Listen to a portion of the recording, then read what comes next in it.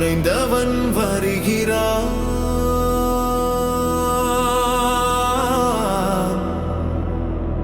வர்மத்தின் வாரிசு இதோ எழுகிறான். அவன் பார்வையில் அக்னி, அவன் கைகளில் இடி. காத்திரு, அவன் வாரிசு. அத்தியாயம் 19. இது போன்ற கதைகளை தொடர்ந்து கேட்க இப்போது குமார் ஸ்டோரிஸ் சேனலுடன் இணைந்து கொள்ளுங்கள். மறக்காமல் லைக் பண்ணுங்க, ஷேர் பண்ணுங்க, கமெண்ட் பண்ணுங்க. ஆம், வாசலில் நின்றிருந்தது சீதாவின் தங்கை காஞ்சனா. அவள் பெங்களூரில் திருமணம் செய்து கொண்டு அங்கேயே குடியேறியவள். காஞ்சனாவிற்கு ஆரம்பத்திலிருந்தே விஸ்வாவை பிடிக்காது. எப்போதெல்லாம் அவள் சீதாவின் வீட்டிற்கு வருகிறாளோ அப்போதெல்லாம் விஸ்வாவிடம் மிகவும் கடுகடுவென்றுதான் பேசுவாள். அவனிடம் ஒருபோதும் அன்பாக இருந்ததில்லை. அவளது ஸ்வபாவத்தை நன்கு அறிந்திருந்த விஸ்வா அவளிடம் நெருங்கிச் செல்லாமல் 2 அடி பின்வாங்கி நின்றான்.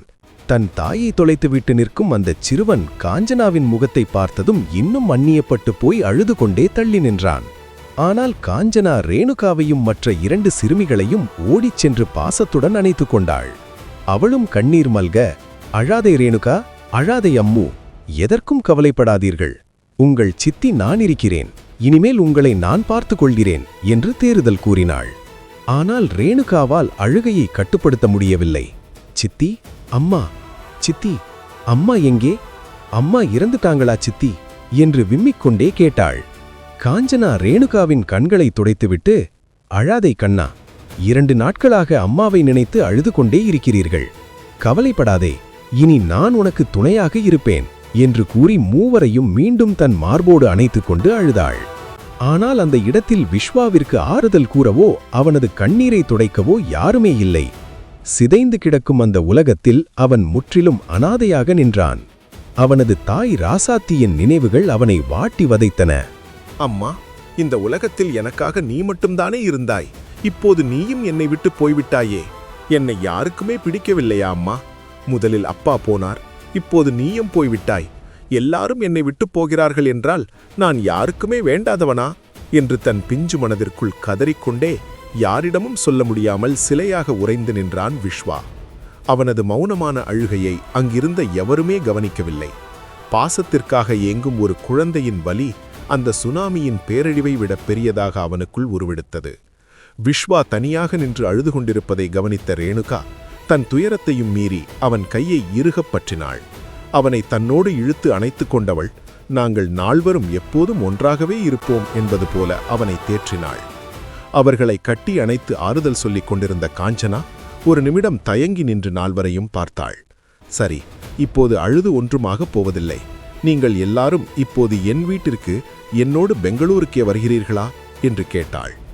அருகில் நின்று இதை கேட்டுக்கொண்டிருந்த பெண் காவலர் குறுக்கிட்டு, என்னம்மா இப்படி ஒரு கேள்வி கேட்குறீங்க? இங்க இருக்கிறது எல்லாரும் பெண் குழந்தைகள்.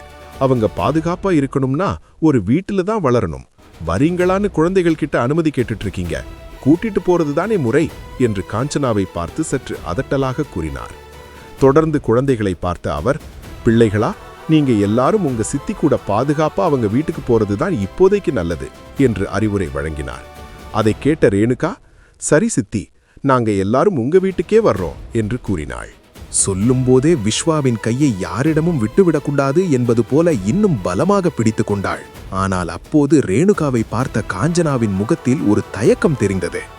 இல்லம்மா ரேணுகா, விஸ்வாவை மட்டும் நம்ம கூட கூட்டிக்கிட்டு போக முடியாது என்று காஞ்சனா வெட்டு 1 துண்டு 2ஆக கூறினாள். இதை கேட்டதும் ரேணுகா அதிர்ச்சியில் உறைந்து போனாள். ஏன் சித்தி அப்படி சொல்றீங்க?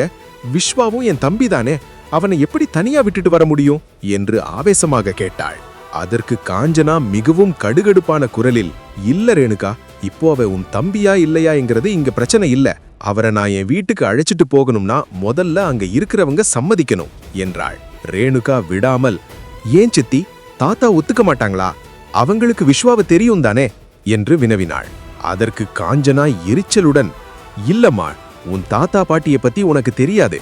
நான் உங்க 3 பேரையும் மட்டும் அழைச்சிட்டு வர்றதுக்கு தான் அவங்க கிட்ட அழுது புரண்டு அனுமதி வாங்கிட்டு வந்திருக்கேன். அதுக்கே அவங்க முதல்ல சம்மதிக்கல. எப்படியோ கஷ்டப்பட்டு பேசிதான் உங்களை அழைச்சிட்டு போக வந்திருக்கேன். இதுல நான் விஸ்வாவையும் கூட்டிக்கிட்டு வந்தா அவங்க எங்களை வீட்டுக்குள்ளேயே சேர்க்க மாட்டாங்க. அவனுக்கு அங்க இடம் இல்லை என்று கராராக கூறினாள். இதை கேட்ட ரேணுகாவின் கண்கள் கோபத்தில் சிவந்தன. விஸ்வாவின் கையை இன்னும் பலமாக பிடித்து கொண்ட அவள், அப்படின்னா ஒன்னு புரிஞ்சுக்கோங்க சித்தி, விஸ்வா இல்லாம நாங்க யாருமே உங்க கூட வரமாட்டோம். விஸ்வா எங்க கூட வர்றதா இருந்தா மட்டும்தான் நாங்களும் வருவோம் என்று தீர்க்கமாக பதில் சொன்னாள். ரேணுகாவின் பதிலை கேட்ட காஞ்சனா அதிர்ச்சியில் உறைந்து போனாள். என்னம்மா விளையாடுகிறாயா? நீங்க வரவில்லை என்றால் அப்புறம் இங்கே தனியாக என்ன செய்ய போகிறீர்கள்? இந்த கடும் குளிரிலும் இடிபாடுகளுக்கு நடுவிலும் கஷ்டப்பட போகிறீர்களா?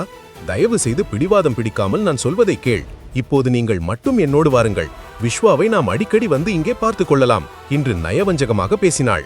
ஆனால் ரேணுகா அசையவில்லை. இல்லை சித்தி, விஸ்வாவை தவிக்க விட்டுவிட்டு என்னால் வர முடியாது.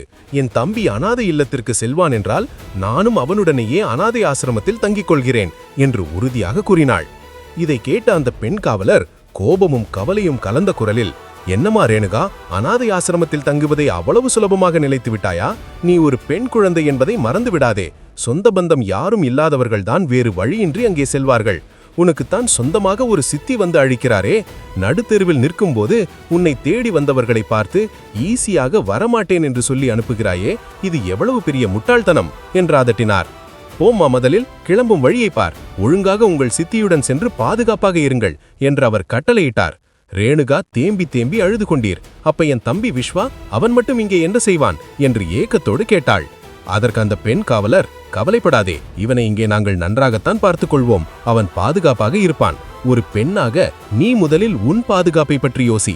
உன்னையும் உன் தங்கைகளையும் கவனித்துக் கொள்வதுதான் இப்போதைக்கு முக்கியம் என்று அவளுக்கு புத்திமதி சொன்னார். காஞ்சனா விடவில்லை. ரேணுகாவின் முகத்தை தன் கைகளால் பற்றி நேருக்கு நேராக பார்த்து, ஆமாம் ரேணுகா, நாம் எங்கிருந்தாலும் சரி, முதலில் நீங்கள் மூவரும் பாதுகாப்பாக இருக்க வேண்டும். என் கூட இப்போதே கிளம்புங்கள் என்று பிடிவாதமாக இழுத்தாள். அக்கா தன்னால் கஷ்டப்படுவதை விரும்பாத விஸ்வா தன் பிஞ்சி இதயத்தில் வலியை சுமந்து கொண்டு கண்ணீர் மல்க பேசினான். அக்கா, நீ எங்க போனாலும் நீதான் எனக்கு அக்கா. அதை யாராலும் எந்த காலத்திலும் மாற்ற முடியாது. நான் எங்கே இருந்தாலும் கவலைப்படாதே அக்கா. எப்படியாவது நீ இருக்கும் இடத்தை தேடி நான் ஒரு நாள் நிச்சயம் வருவேன். நீ சித்தி கூட போவக்கா என்று தீம்பிக் கொண்டே கூறினான். அவனது அந்த முதிர்ச்சியான பேச்சு ரேணுகாவின் இதயத்தை மேலும் சுக்குநூறாக உடைத்தது. ரேணுகா விஸ்வாவை தன் மார்போடு இறுக்கி அணைத்துக்கொண்டு விம்மி விம்மி அழுதாள். அவளுக்குள் இறைவனின் மீது தீராத கோபம் எழுந்தது. ஒரே ஒரு நாளில், ஒரு நொடியில் எங்கள் அனைவரின் வாழ்க்கையையும் இப்படி தலைகீழாக மாற்றிவிட்டாயே என்று கடவுளை மனதார வெறுத்தாள். ஆனால் காலம் அவளை கட்டாயப்படுத்தி பிரிக்க காத்திருந்தது. வேறு வழியின்றி ரேணுகா தன் 2 தங்கைகளையும் அழைத்துக்கொண்டு பாரமான இதயத்துடன் காஞ்சனாவுடன் பெங்களூரு நோக்கி புறப்பட்டாள். விஸ்வா சிலையாக நின்று அவர்கள் தூரத்தில் மறையும் வரை பார்த்து கொண்டே இருந்தான். ரேணுகாவும் வழியெங்கும் திரும்பி திரும்பி தன் தம்பியை பார்த்தவாறே கண்ணீருடன் மறைந்து போனாள். தனிமையின் இருள் விஸ்வாவை சூழ்ந்தபோது எங்கிருந்தோ ஒரு மெல்லிய மழலை குரல் கேட்டது. ஏன் அழுதுகிட்டே இருக்க? அந்த குரல் கேட்டு விஸ்வா திடுக்கிட்டு திரும்பினான். அங்கே ஒரு சிறு பெண் வாயில் குச்சிமிட்டாய் ஒன்றை சப்பிக்கு கொண்டு நின்றிருந்தாள். அவளது கண்கள் எந்த சலனமுமின்றி விஸ்வாவையே உற்று பார்த்தன. அவள் மீண்டும் அவனிடம், ஏன் இப்படி அழுதுகிட்டே நிக்கிற என்று கேட்டாள். கண்ணீரை துடைத்துக்கொண்டே, விஸ்வா, எங்க அம்மா இறந்துட்டாங்க, அதான் எனக்கு அழுகியா வருது என்று தழுதழுத்த குரலில் கூறினான். அந்த சிறுமி சாதாரணமாக, அம்மா இறந்துட்டாங்களா? சரி, அப்போ உன் அப்பா எங்க என்று கேட்டாள். அப்பா முன்னாடியே இறந்துட்டாங்க. இப்போ எனக்குன்னு இந்த உலகத்துல யாருமே இல்ல. நான் ஒரு அனாதையா ஆறிட்டேன் என்று கூறி விஸ்வா மீண்டும் தேம்பி தேம்பி அழுதான். உடனே அந்த சிறுமி தன் சட்டையிலிருந்த பையிலிருந்து மற்றொரு குச்சி மிட்டாயை எடுத்து விஸ்வாவிடம் நீட்டினாள். அழாத, இத சாப்பிடு. உனக்கு அப்பாவும் இல்ல அம்மாவும் இல்லையா? அப்படின்னா நீ ரொம்ப சந்தோஷப்படணுமே என்றாள். விஸ்வா அதிர்ச்சியில் உறைந்து போனான். என்ன சொல்ற நீ?